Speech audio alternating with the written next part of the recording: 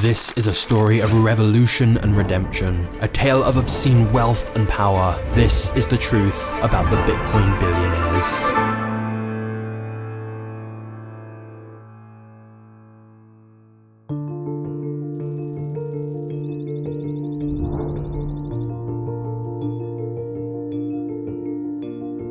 By now, the origins of Facebook are pretty well documented. Mark Zuckerberg meets with Tyler and Cameron Winklevoss about being the developer for their new social network idea. Mark agrees to help them build their website, but ends up stringing them along for months whilst he secretly starts working on his own social network. When the twins realize what's happened, they sue Zuckerberg for stealing their idea. Years later, the hugely successful Hollywood movie about Facebook's origin would be set around this legal battle. But have you ever wondered what happened next? Well, eventually the Winklevoss twins, or the Winklevii as they're often known, were offered a $65 million settlement by Facebook. Their lawyers urged them to take it. However, whilst it was a vast amount of money, the Winklevoss twins said they wanted payment in Facebook stock instead. Their lawyers couldn't believe it, and tried to convince them to take the cash and run. However, for the Winklevii, this wasn't so much about the money. They were from a wealthy family already.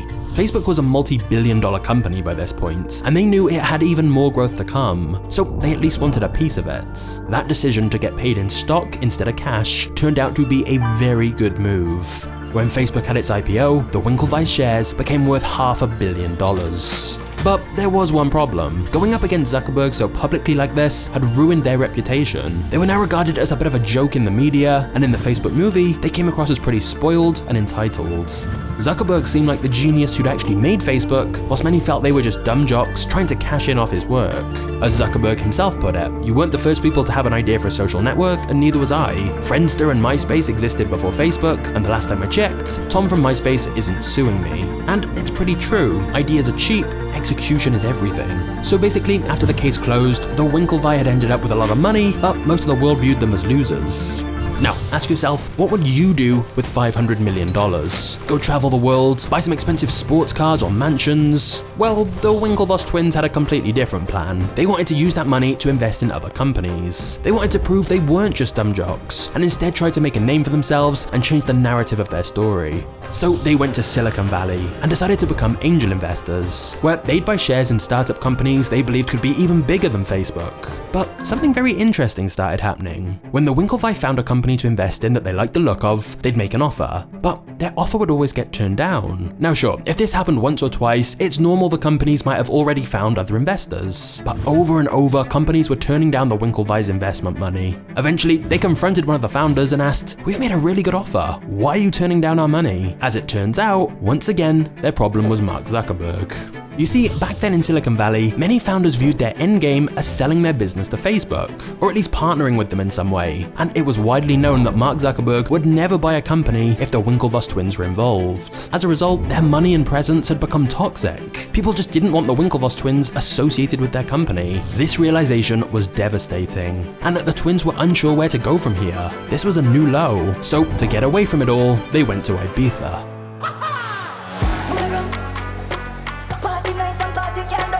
One night in Ibiza, the Winklevoss twins were at a club trying to distract themselves, but they couldn't enjoy it. They were too busy thinking about what their next move would be. They knew they wanted to do something meaningful. They wanted to prove themselves, but how? They clearly weren't having fun in the club, so they got up to leave.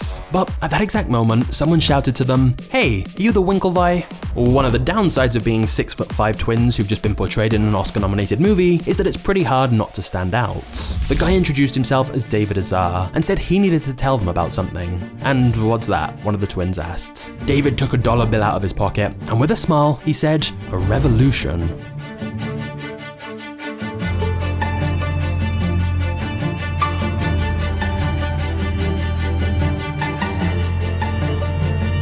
Standing on a beach in Ibiza, David was passionately telling the Winklevoss twins about this new technology called Bitcoin. Neither of the twins had ever heard of Bitcoin before, but then again, almost nobody had.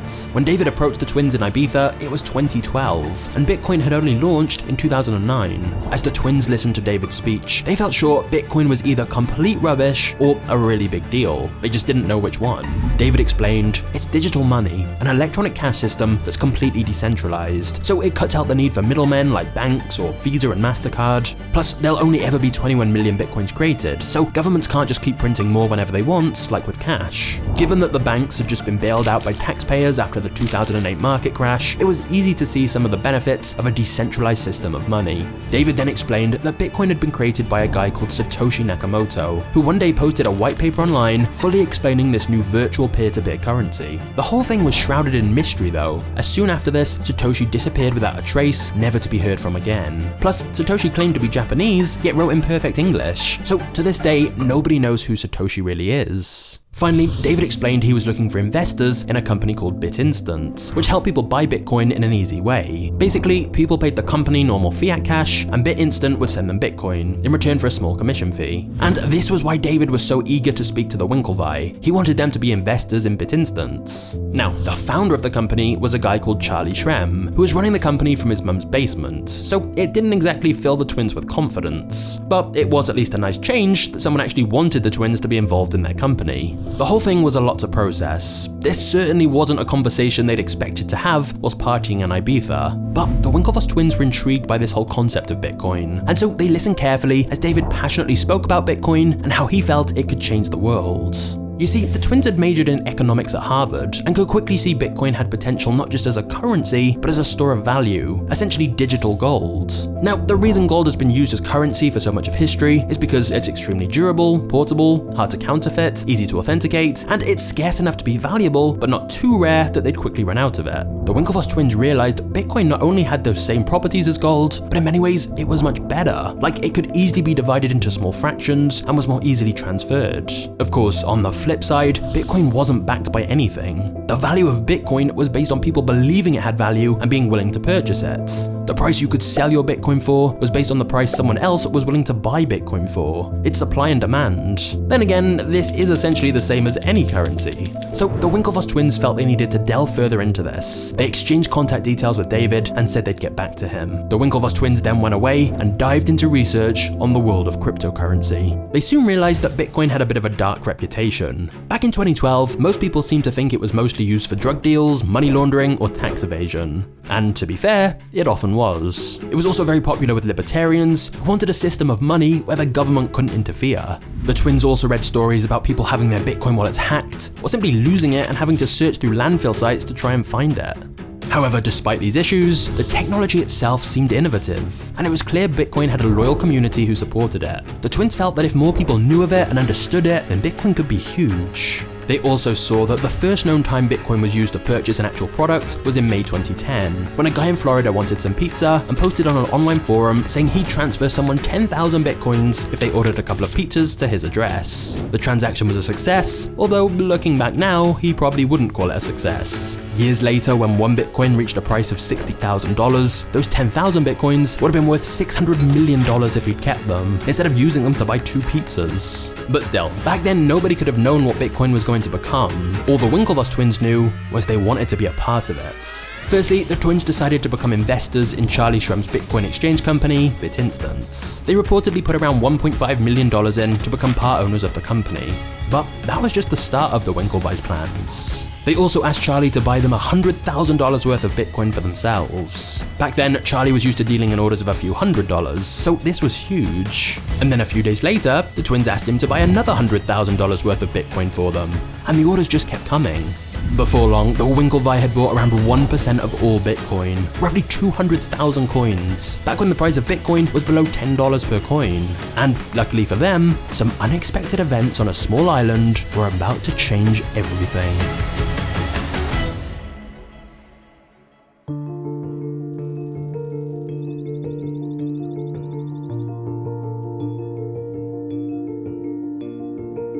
Banks in Cyprus had made a series of really bad investments. For example, they'd loaned a lot of money to Greece, and then when the Greece economy nosedived, they'd gambled and bought more bonds from the Greek government. As a result, banks in Cyprus were now broke. So Cyprus asked the EU for a bailout, but they said they'd only help Cyprus if they came up with some of the money themselves. The way Cyprus decided to do that was essentially taking money from their own citizens. Banks in Cyprus were ordered to confiscate some funds from their customers to help pay Cyprus's debts.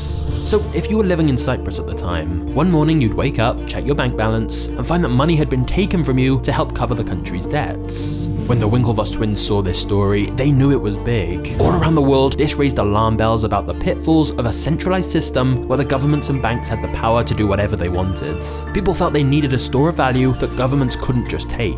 And thus, after the Cyprus incident made headlines worldwide, the price of Bitcoin began to rise. And then it just kept rising. $100 per coin, $500 per coin, $1,000 per coin. And as one news outlet picked the story up about Bitcoin, it caused another to pick the story up. And then it spread more and more, causing the price to keep rising as more people discovered Bitcoin. Meanwhile, the Winklevoss twins were basically traveling around the world promoting Bitcoin. However, the twins felt Bitcoin should embrace some regulation so it could become more mainstream. Sure, it needed to be done in the right way so it didn't kill what made Bitcoin innovative, but they also didn't think the totally unregulated Wild West was good either. They felt having more rules within the crypto space was a good thing, and that it would help distance Bitcoin from its shady reputation. The thing is, many of the early adopters of Bitcoin completely disagreed with them. They felt the whole idea of Bitcoin was that people should be able to do whatever they want with their own money, and the government shouldn't have any insight or involvement. So there was a real conflict between the Winklevii and some of Bitcoin's early users. In fact, even within BitInstant, Charlie's company which the twins invested in, some of the other people involved in the business didn't trust the twins. They viewed them as the suits, outsiders who didn't share their vision for Bitcoin, and who would sue anyone they didn't agree with. Charlie dismissed these claims at the time, but would later regret that decision when the twins decided to sue him.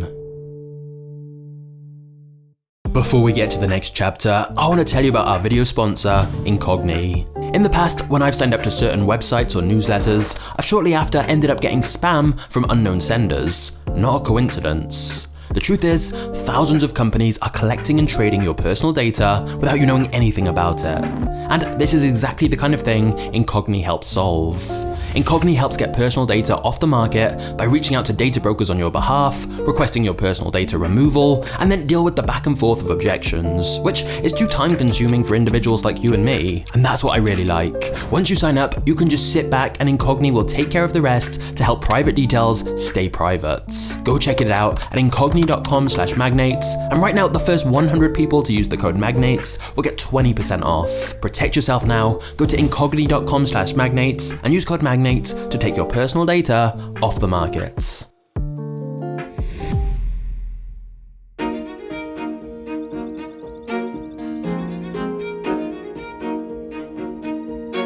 Charlie's company, BitInstant, was becoming incredibly popular. Because the more the popularity of Bitcoin grew, the more people would want to buy Bitcoin, so BitInstant was in a great position. You see, back then, the main actual Bitcoin exchange was called Mt. Gox, a website that had originally been an exchange for the card game Magic the Gathering. It was clunky, totally unregulated, and run by a crazy Frenchman living in Japan calling himself the king of Bitcoin. To actually use the exchange, you had to go through a lengthy process of wiring money overseas, waiting weeks for your account to be approved, and then another week just to get your money in or out.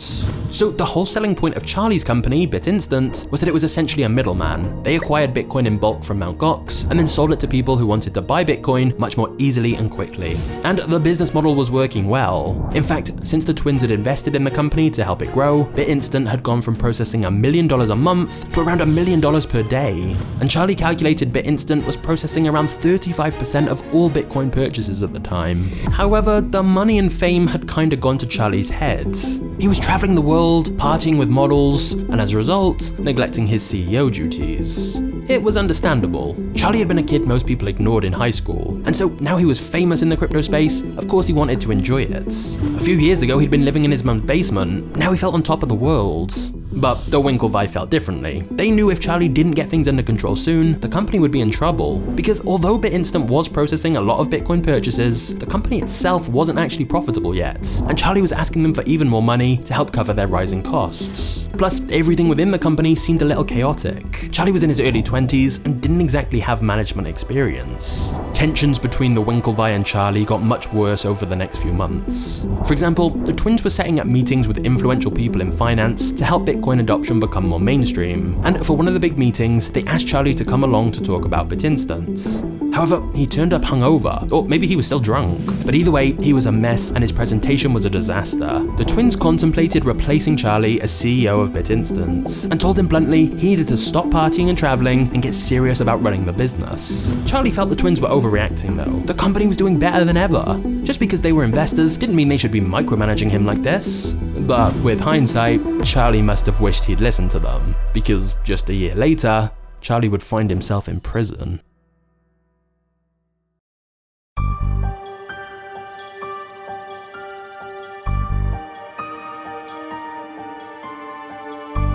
Silk Road was an online black market, a kind of underground Amazon for everything from illegal drugs to guns to hitmen. It was a multi-million-dollar business and Bitcoin was its currency. However, in 2013, Silk Road was suddenly shut down after the owner was caught, arrested, and sentenced to life in prison. Immediately after the news broke, the price of Bitcoin started falling rapidly. Down and down the price went, and along with it fell the net worth of the Winklevii. But the twins decided to use this opportunity to buy even more Bitcoin.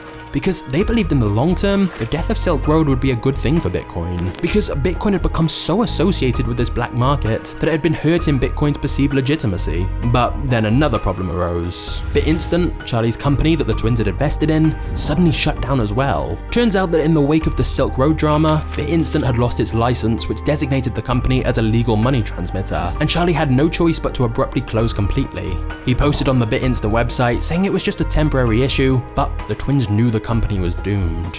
Shortly afterwards, in January 2014, things got even worse for Charlie. He was at an airport minding his own business when he suddenly heard the words, "Charlie Shrem, you're under arrest." He was handcuffed and carted off to a jail cell by an officer. He was told it was a combined arrest. This wasn't just police involved, but he saw people with FBI badges, IRS badges, and even the DEA. Charlie had no idea what was going on, but it was clear this was serious and he was terrified. One of the officers started asking him questions about someone with the username BTC King. Suddenly Charlie realized what this was about. Silk Road.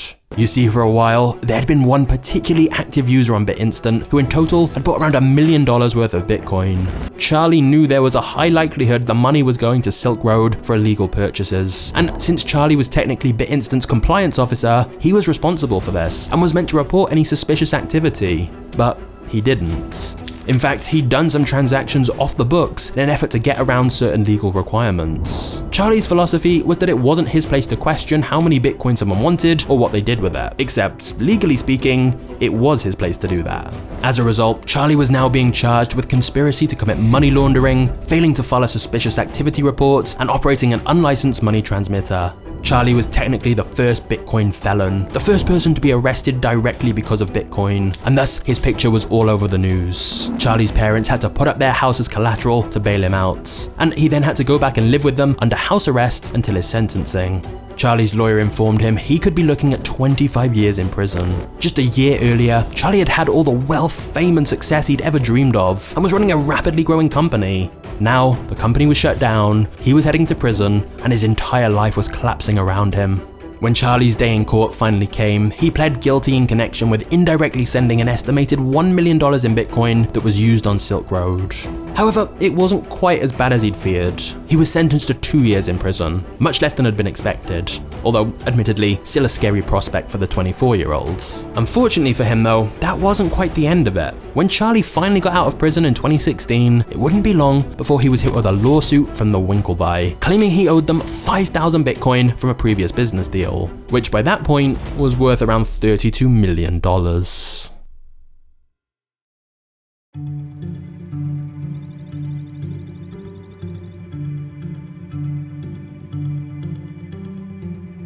2 weeks after Charlie's arrest, the main Bitcoin exchange, Mt. Gox, completely collapsed after 800,000 Bitcoin was stolen from customers' accounts by hackers. With the fall of both BitInstant and Mt. Gox, two of the main ways people bought Bitcoin back then, the Winklevii knew that Bitcoin needed a new wave of entrepreneurs and companies to make buying crypto safer for people. So they founded their own crypto exchange called Gemini, which has been described as the most regulated crypto exchange in the world. They basically wanted to try and bring some order to the chaos of the Bitcoin community. Other companies would also do something very similar, like Coinbase, FTX, and Binance. For the Winklevii though, their push to help Bitcoin become more mainstream was paying off. Literally. They claim they've never sold a single Bitcoin. And remember, they own around 1% of all Bitcoin. So within a few years of these more regulated exchanges opening and the Bitcoin price rising higher and higher, Cameron and Tyler Winklevoss became the world's first known Bitcoin billionaires.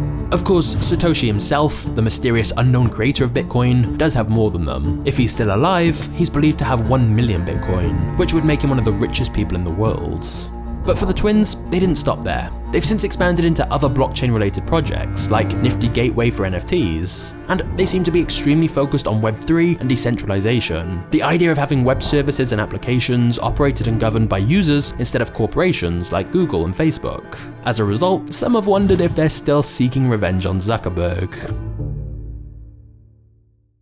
What's interesting about this story though, is you can look at it in two ways. On the one hand, you could say it's a story of redemption for the Winklevii. After the Facebook lawsuit, their image was tarnished and nobody wanted to be involved with them. They'd had the idea for a social network, but missed out on being part of the social media boom because of Zuckerberg taking their idea. So instead, they found a new technology, had the vision to see its potential even really early on, went all in on it, and helped bring Bitcoin to the masses, thus becoming billionaires in the process. However, on the other hand, you could say this is just the story of two rich frat boys getting even richer through luck and fortunate timing. You could say they just got in early and then helped pump up Bitcoin's price, something they still do to this day with arbitrary price predictions. Plus, remember they only had the money to buy so much Bitcoin early on because of the settlement they got from Facebook, which some people think they didn't deserve in the first place, since they didn't do any of the real work on Facebook. They just had a fairly vague idea that wasn't even exactly the same thing as Facebook. Honestly, there's no right answer on any of that. The truth is probably somewhere in the middle, but I do think this is a fascinating story of the early days of Bitcoin.